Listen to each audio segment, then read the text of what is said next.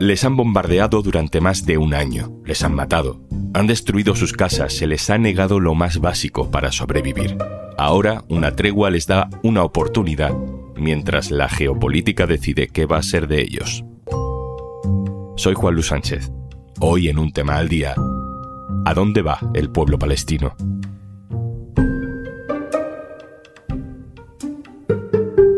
Una cosa antes de empezar. ¿Tienes una empresa entre 50 y menos de 250 empleados? El programa Kit Digital acaba de lanzar una convocatoria con bonos digitales de hasta 29.000 euros.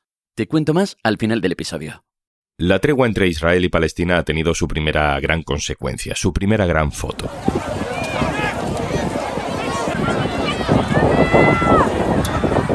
Son cientos de miles de personas que vemos caminar del sur al norte de Gaza tras la apertura del cordón militar israelí de Netzarim.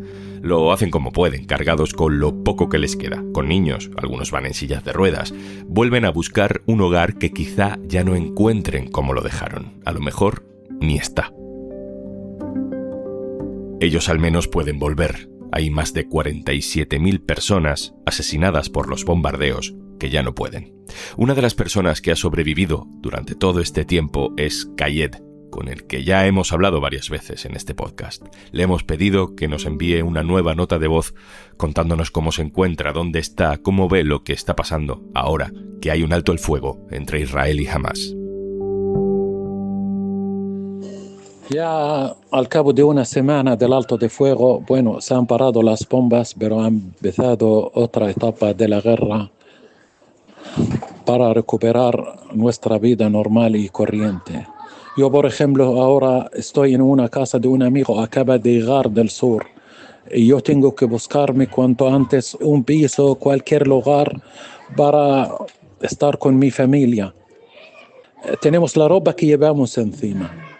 Otra cosa no tenemos. Hay que comprar todo de nuevo, todo lo que tú puedes imaginar para una casa, con un precio multiplicado por 5, por 6 y por 10 también. Hay que tener en cuenta que 80% de la población aquí está bajo el umbral de pobreza y llevan 1 año y medio casi sin trabajar. Tienen una vida tan dura y no tienen nada. Estamos con más que 70% de las viviendas arrasadas. Por donde te vayas hay colinas de escombro. No tenemos luz, no dejan entrar combustible hasta hoy en día. Y la comida ha empezado a entrar, pero, por ejemplo, en el acuerdo deberían entrar 300 camiones al norte de Gaza, donde estoy yo, en Gaza ciudad, pero dejan 200. Entonces va a haber mucha dificultad si no entra, por ejemplo, material para construcción, para recuperar la red de luz, combustible para que funcionen bombas de agua y todo el sistema que vuelva a funcionar. Ya no hay nada. Pero sin embargo, la gente se mantiene la esperanza de que se mejore la cosa, y también están intentando cada uno buscar, aunque sea un rincón en su casa destruida o al lado, o pone tienda, como sea. Y también hoy han venido gente del sur, estaban súper contentos y al mismo tiempo decepcionados cuando han visto sus casas que todas están por el suelo. Esperamos que eso pasa y se arreglan las cosas cuanto antes.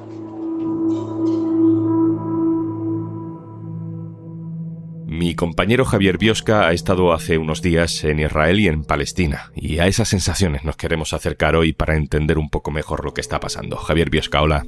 Hola, ¿qué tal?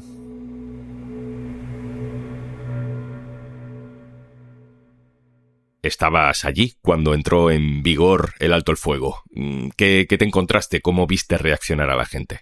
Pues la verdad que me he encontrado dos sociedades totalmente diferentes y enfrentadas, a pesar de la proximidad y de convivir prácticamente a diario, ¿no? Y en este viaje he visitado varias ciudades, entre ellas, por ejemplo, Sderot, que es una ciudad al sur de Israel pegada a la Franja de Gaza.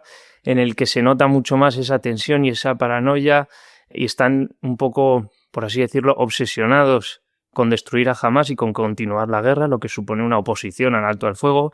He estado en Tel Aviv, que es una ciudad mucho más moderna, cosmopolita, en el que se puede ver mucha más moderación, que sí que están a favor del alto al fuego, de recuperar a los rehenes que tiene Hamás.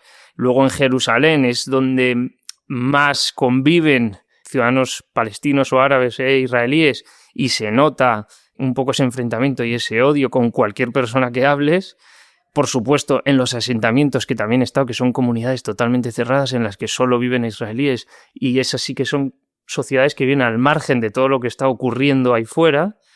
Y evidentemente en Palestina, que notas el peso de la ocupación a cada paso que das y a través de los detalles más mundanos que te puedas enfrentar en el día a día, como son los checkpoints para ir de un pueblo a otro. Has estado en territorio palestino, no en Gaza, no se puede entrar en Gaza, ningún periodista puede, pero también has estado muy cerca de Gaza, ¿no? En Sderot, justo el día del alto el fuego. Sí, estuve en Sderot, que es en el punto más cercano a Gaza, solo hay 840 metros.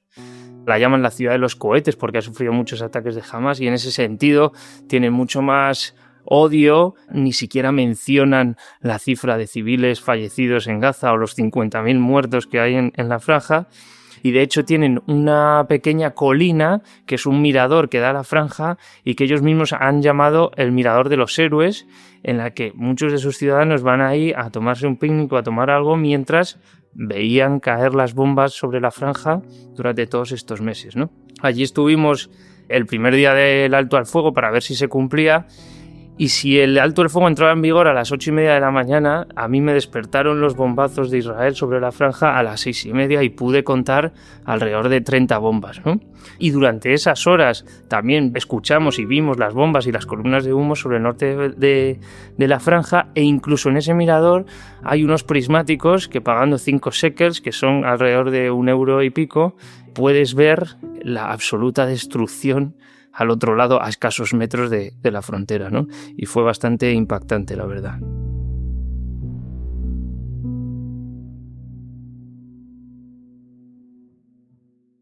También has hablado con palestinos.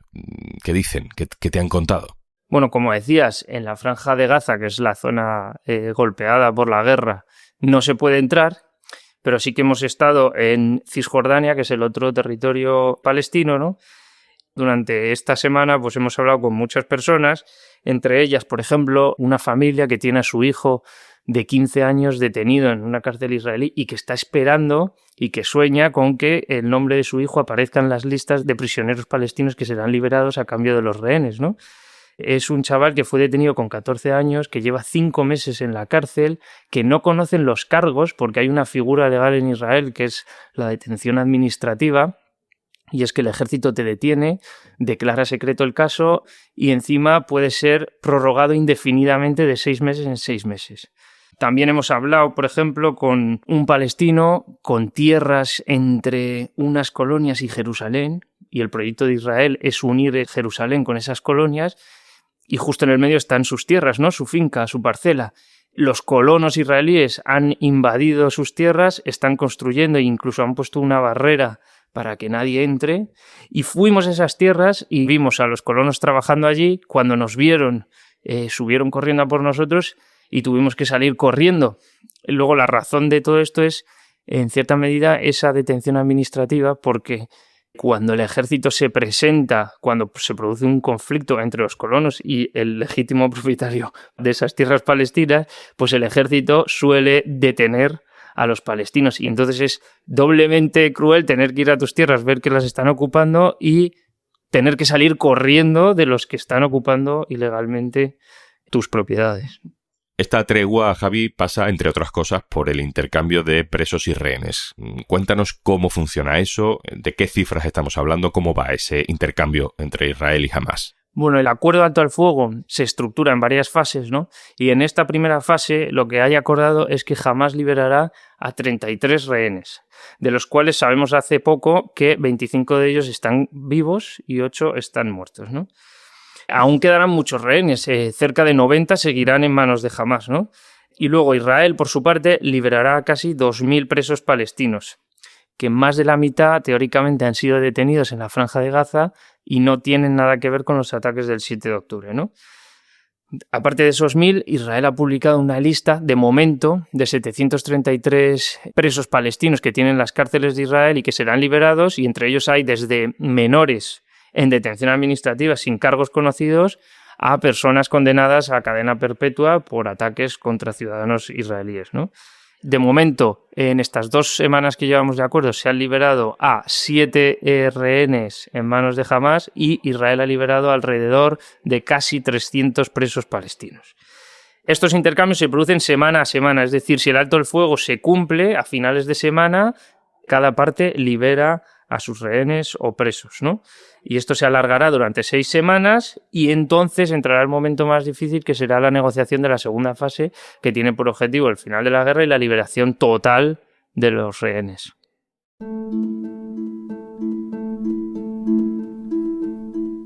Javi, ¿de qué manera está teniendo impacto real el alto el fuego en la vida de la gente? ¿Cuántas personas, por ejemplo, han podido moverse para intentar volver a su casa? Hombre, para empezar, y lo más importante, es que la masacre en Gaza ha terminado, ¿no? Que llevamos ya, de cifras oficiales, más de 47.000 muertos, pero realmente son decenas de miles más, según estudios científicos que se han publicado. Y en segundo lugar, también está cambiando notablemente la vida de las personas en Gaza por la entrada de ayuda humanitaria que hasta ahora Israel estaba bloqueando, ¿no? Para que nos hagamos una idea, las 2 primeras semanas de enero, antes de que entrase en vigor el alto al fuego, entraban una media de 20 camiones diarios. Según el acuerdo, tienen que entrar 600 diarios, lo que supone un cambio sustancial en eso, en la ayuda humanitaria y en la asistencia a los civiles de Gaza. El problema es, y esto va a ser fundamental, es lo que haga Israel con la Agencia de la ONU para los Refugiados Palestinos, la UNRWA, porque es la principal herramienta que hay en Gaza para distribuir esa ayuda y, como sabemos, Israel ha prohibido las operaciones de la UNRWA, con lo cual eso va a ser fundamental. Y ya por último, el regreso de miles de personas que vuelven del sur de la Franja de Gaza a el norte de la Franja de Gaza, a sus hogares del que fueron desplazados desde los primeros días del conflicto. O sea que llevan más de un año desplazados. Y están volviendo del sur al norte de Gaza, ¿no? Están volviendo a un lugar que prácticamente está destruido. Sí, el norte de la Franja de Gaza ha sido uno de las regiones más afectadas por la guerra de castigo de Israel. Alrededor del 90% de los edificios están destruidos o han sido dañados, es decir, que prácticamente no existe nada, son escombros, no hay servicios, pero aún así miles de personas quieren volver a sus hogares, ¿no? Y eso nos dice mucho también de las condiciones en las que estaban hasta ahora desplazados en tiendas de campaña y hacinados en otras regiones de la franja, ¿no? Todo esto sucede, Javi, después de que Donald Trump tome posesión y que una de las primeras cosas que ha dicho es que para él lo mejor es que los palestinos no vuelvan a sus casas, sino que se vayan a Egipto o a Jordania, ya veremos, indefinidamente. Y vaciar Gaza de palestinos es el eterno deseo de los sectores más radicales de Israel. Y cada vez que hablo con Raji Sourani, que es un abogado famoso de la Franja de Gaza, siempre, absolutamente siempre termina diciendo: somos las piedras del valle y estaremos aquí para siempre, ¿no? Y tenemos que tener en cuenta que la inmensa mayoría de la población de Gaza ya son refugiados del 48, cuando se creó el Estado de Israel, ¿no? Y esa memoria de la Nakba pues está muy presente y la experiencia les dice que si se van no van a volver, a pesar de que hay resoluciones de la ONU que exigen la vuelta de los refugiados, pero Israel no lo ha permitido hasta ahora. Javi, sabemos que un alto el fuego no es suficiente para los palestinos, un alto el fuego no garantiza el bienestar ni los derechos básicos de los palestinos, pero en todo caso, ¿crees que será duradero o la presidencia de Trump puede empujar a Israel a acabar rompiéndolo en cualquier momento? Estamos en la fase, por así decirlo, más fácil del acuerdo. El problema va a venir cuando acaben estas 6 primeras semanas y haya que negociar la segunda fase para que continúe el alto al fuego, y nadie sabe qué puede pasar ahí. Jamás exige un final definitivo de la guerra, mientras que hay sectores en el gobierno de Israel que dicen que la guerra va a continuar hasta que se destruya por completo a Hamás, ¿no? Trump presionará para que las partes lleguen a un acuerdo y tiene un plan de paz que, por cierto, ya presentó en 2020. El problema es qué dice ese plan de paz y el contenido de ese plan de paz. Y activistas con los que he hablado allí pues insisten que estamos en el momento más peligroso desde 1948, porque esto no es un conflicto, sino un proyecto colonial, y ese proyecto colonial tiene un final, y ese final es la normalización, y ese es el objetivo de Donald Trump. Si Trump e Israel se salen con la suya, esto se puede acabar ya. Y el resultado es que vamos a una solución de 2 estados, pero no es la solución de 2 estados que todos tenemos en mente y el mapa que tenemos en mente. Es un estado completamente aislado con alrededor de un 40% del territorio que sería Palestina, un estado títere o totalmente controlado por Israel, completamente rodeado, y nos dirigimos, en definitiva, según los expertos, a un Bantustán, que es como se llamaban a los territorios de la Sudáfrica del apartheid para habitantes no blancos. La diferencia en este caso es que la comunidad internacional nunca reconoció el Bantustán del apartheid y ahora es probable que la comunidad internacional sí reconozca ese Estado palestino súper reducido, sin continuidad territorial, casi prácticamente inviable. Javier Biosca, compañero, muchas gracias. Gracias.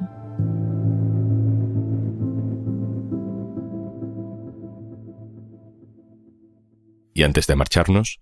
Si eres propietario de una mediana empresa, el bono de Kit Digital te permite acceder a un catálogo de soluciones digitales con las que podrás mejorar la gestión de procesos, fortalecer tu presencia online o empezar a usar herramientas con inteligencia artificial. Empieza hoy mismo el cambio que tu empresa necesita. Infórmate en el 900-909-001 o en acelerapyme.es. Únete al cambio digital. Kit Digital es una iniciativa gestionada por Red.es. Colabora Cámara de Comercio de España, financiado por la Unión Europea. Next Generation, Plan de Recuperación, Gobierno de España. Esto es Un Tema al Día, el podcast del Diario.es. Si te gusta lo que hacemos, necesitamos tu apoyo. Hazte socio, hazte socia del Diario.es en el Diario.es/socio. El podcast lo producen Carmen Ibáñez, Marcos García Santonja e Izaskun Pérez. El montaje es de Pedro Nogales. Yo soy Juan Luis Sánchez. Mañana, otro tema.